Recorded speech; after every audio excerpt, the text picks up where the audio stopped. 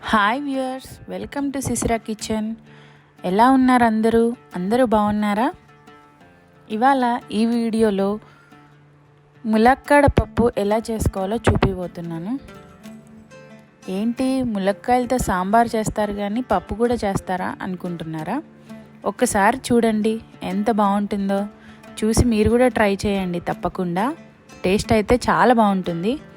పప్పు అంటేనే ఇష్టపడని వాళ్ళు ఉండరు కదా, అందులో ములక్కాడ పప్పు చాలా బాగుంటుందండి. చూసి తప్పకుండా ట్రై చేయండి. ఈ వీడియో మీకు నచ్చినట్టయితే లైక్ చేయండి, షేర్ చేయండి, సబ్స్క్రైబ్ చేయండి. సో ముందైతే ఒక కుక్కర్ తీసుకొని అందులో ఒక 1.5 గ్లాసు కందిపప్పు తీసుకుంటున్నాను. దాన్ని బాగా వాష్ చేసుకొని మంచినీళ్ళు పోసి ఒక అరగంట నానబెట్టాలి. తర్వాత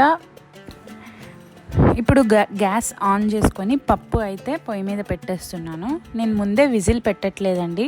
పప్పు కొంచెం పొంగొచ్చేదాకా ఉడికించుకొని తర్వాత విజిల్ పెడతాను. ఎందుకంటే ఒట్టిపప్పు పెట్టేస్తే తొందరగా వాటర్ వచ్చేసి పొంగిపోయి అలా అవుతుంది కదా.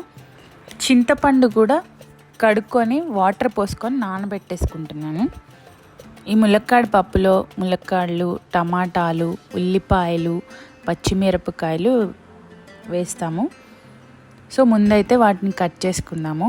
ములక్కాడలు అయితే ఇట్లా పొట్టు తీసుకొని మంచిగా ముక్కలుగా కోసుకోవాలి. ఇలా ముక్కలుగా కోసుకొని వాటర్లో వేసుకోవాలి.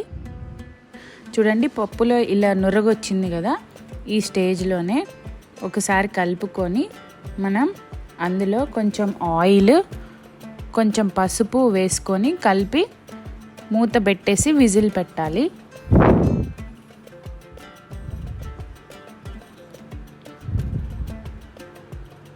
విజిల్ పెట్టుకొని ఇప్పుడు ఉల్లిపాయలు కోసుకోవాలి మంచిగా. తర్వాత టమాటాలు కోసుకోవాలి సన్నగా. ఒక 4 టమాటాలు కోసుకున్నాను నేను. ఒక 3 పచ్చిమిరపకాయలు కోసుకున్నాను. చూడండి, పప్పు విజిల్ వస్తుంది. ఒక 4 విజిల్స్ వచ్చేదాకా ఉంచుకొని తర్వాత గ్యాస్ ఆపేసుకోవాలి. పప్పు రెడీ అయిపోయింది కదా, చూడండి. ఇలాగ గరిటెతో కలుపుకొని ఇంకా కొంచెం మెత్తగా చేసుకోవాలి. ఇప్పుడు నేను ఈ పప్పుని వేరే గిన్నెలోకి షిఫ్ట్ చేసుకుంటున్నాను. అందులోనే మనం కట్ చేసి పెట్టుకున్న ఉల్లిపాయలు, టమాటాలు, పచ్చిమిరపకాయలు, ఇంకా ములక్కాడలు వేసేస్తున్నాను. వేసేసుకొని దాంట్లోనే కొంచెం జీలకర్ర వేసుకొని కలుపుకోవాలి మంచిగా. కలిపేసి అందులో ఒక 2 కప్పులు వాటర్ పోసుకోవాలి. ఇప్పుడు చింతపండు నానబెట్టుకున్నాం కదండి, దాన్ని మంచిగా రసం పిండుకొని అందులో వేసుకోవాలి. చింతపండు అలాగే వేస్తే తొక్కలు తొక్కలుగా ఉంటుంది కదండి, అందుకే నేను చింతపండు నానబెట్టి దాన్ని రసం వేస్తాను. చింతపండు రసం వేసుకోవాలి. వేసుకొని బాగా కలుపుకోవాలి. కలుపుకొని అందులో కారం, ఉప్పు వేసుకోవాలి. వేసి బాగా కలుపుకొని మూత పెట్టాలి. ములక్కాడలు, టమాటాలు బాగా ఉడికేదాకా ఉంచుకోవాలి. చూడండి, పప్పు రెడీ అయిపోయింది. ఇప్పుడు పైనుంచి కొత్తిమీర చల్లుకొని స్టవ్ ఆఫ్ చేసేసుకోవడమే. ఇప్పుడు పప్పులో తాలింపు వేసుకోవాలి కదా. కొంచెం ఆయిల్ అండ్ కొంచెం నెయ్యి వేసుకుంటున్నాను. పప్పులో నెయ్యి టేస్ట్ చాలా బాగుంటుంది కదా. నెయ్యితో తాలింపేస్తే ఇంకా చాలా బాగుంటుంది. సో నేను ఆయిల్ కొద్దిగా, నెయ్యి కొద్దిగా వేస్తున్నాను. అండ్ వెల్లుల్లిపాయలని ఇలా దంచి వేసుకుంటే బాగుంటుంది. మంచిగా దాంట్లో ఉన్న ఫ్లేవర్ మొత్తం మంచిగా ఆయిల్లోకి దిగుతుంది.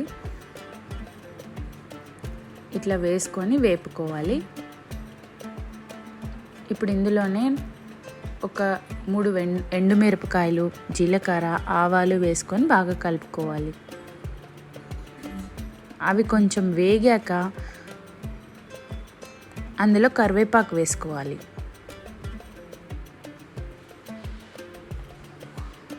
కరివేపాకు కూడా వేగాక కొంచెం ఇంగువ వేసుకోవాలి. ఇంగువ వేసుకొని బాగా కలుపుకోవాలి. బాగా కలుపుకొని స్టవ్ ఆఫ్ చేసుకొని ఇప్పుడు ఈ తాలింపుని పప్పులో వేసుకొని కలుపుకోవాలి. అంతే, చాలా సింపుల్గా అండ్ టేస్టీగా ములక్కాడ పప్పు రెడీ అయిపోయింది. టేస్ట్ అయితే చాలా బాగుంటుందండి, మీరు తప్పకుండా ట్రై చేసి చూడండి. ఇది అన్నంతో కానీ చపాతీలతో కానీ చాలా బాగుంటుంది ములక్కాడ పప్పు. తప్పకుండా ట్రై చేస్తారు కదా. ఈ వీడియో మీకు ఎలా అనిపించిందో తప్పకుండా కామెంట్ చేయండి. నచ్చినట్టయితే షేర్ చేయండి, లైక్ చేయండి అండ్ సబ్స్క్రైబ్ చేయండి. Thank you.